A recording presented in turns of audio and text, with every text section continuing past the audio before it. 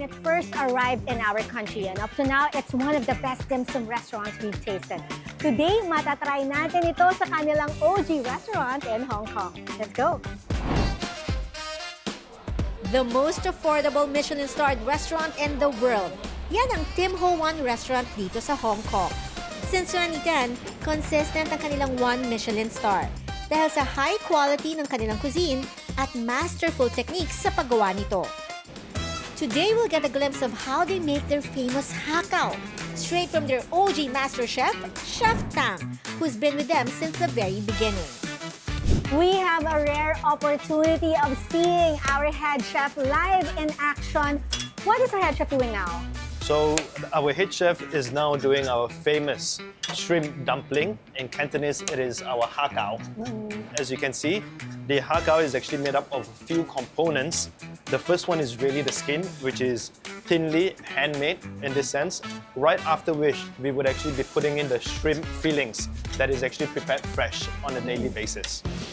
Siyempre, hindi ko na pinalampas ang pagkakataong magpaturo sa master chef.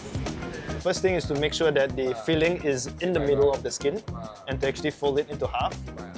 Okay. The skin is so thin and so delicate. Yes. Okay. I'm so You would sorry. actually see. Well, that is why you're the expert. I'll be the one to eat this later. Yep.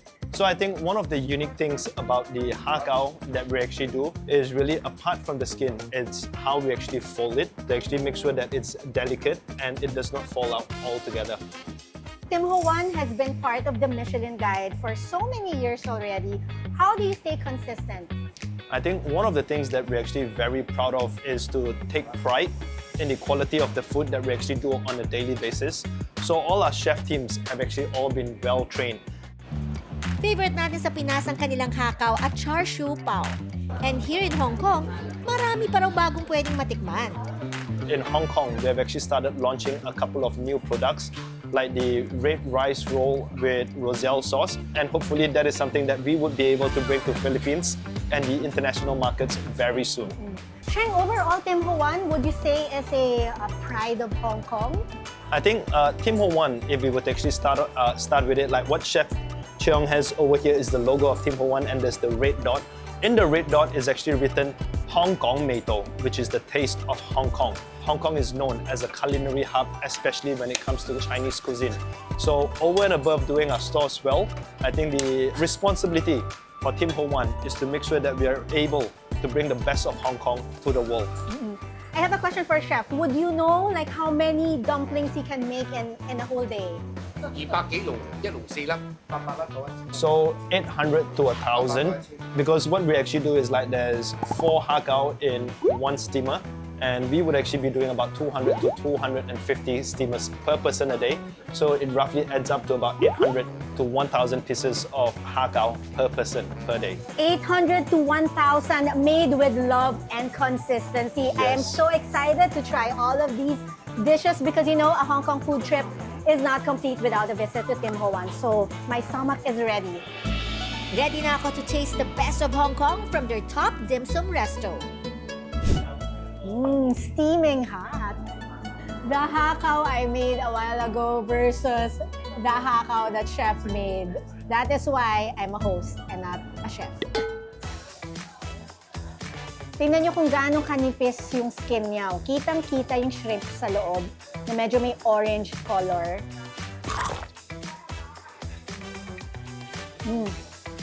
Super good.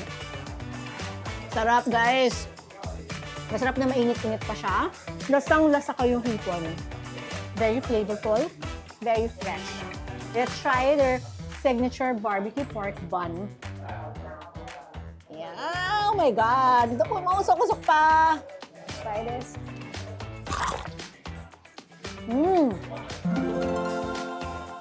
I love how sweet the bread is.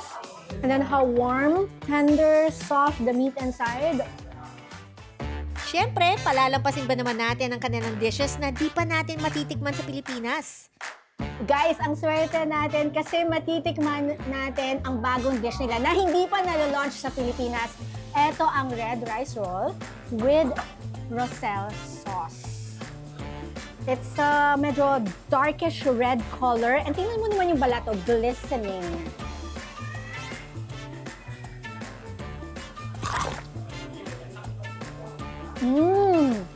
Ang taba ng hipon sa loob, guys. And the Rochelle sauce gives it that a subtle, sweet taste. Sarap.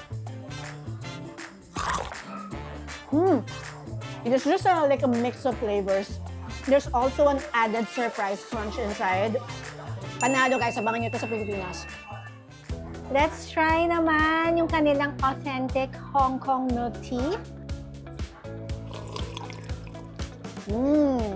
Okay, taste of Hong Kong talaga. Ito yung lasa na naalala ko kapag nagpupunta ako ng Hong Kong nung bata ako. Silky and creamy. Okay? And ito naman, guys, another exclusive dito sa iHeartPH, kanilang almond milk tea. Ilo-launch pa lang to sa Pilipinas. So we have a sneak peek of it. Let's mix. Ang kakaiba dito, nilagyan nila ng whipped cream. Okay.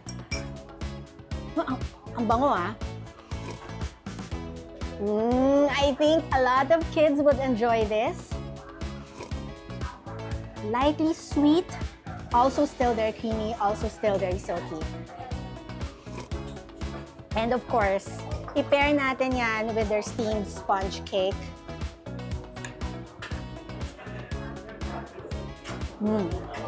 Soft and fluffy. From Hong Kong to the world, deserve talaga mga awards dahil sa husay ng kanilang techniques at sarap ng kanilang authentic dim sum. This truly is the taste of Hong Kong.